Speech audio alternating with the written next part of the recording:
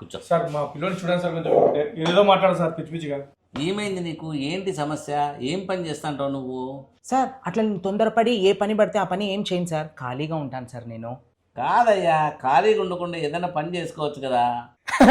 మా వాడు ఖాళీగా ఉన్నాడు సార్, గంట గంటకి మందు అవుతుంటాడు సార్. గంట గంటకు మందు తాగుతాంటాడా? అంత మందు తాగితే లివర్ చెడిపోతుందా? తప్పదు కదండి సార్, మందు తాకపోతే బుర్ర చెడిపోతుంది సార్, మందు తాకపోతే బుర్ర చెడిపోతుంది సార్. ఓ కామెడీనా? లివర్ చెడిపోతుందా అంటే బుర్ర చెడిపోతుందంటావు? లివర్ చెడిపోతే ఏముంది సార్, మీ అట్లాంటి వాళ్ళ దగ్గర డొనేట్ చేయించుకోవచ్చు. అదే బుర్ర చెడిపోతే అంతే. ఇంకా అందులోనూ నాది చాలా తెలివైన బుర్ర నాది, ఎక్కడ దొరకదు సార్. అందుకనే బుర్రను బాగా కాపాడుకుంటున్నా నేను.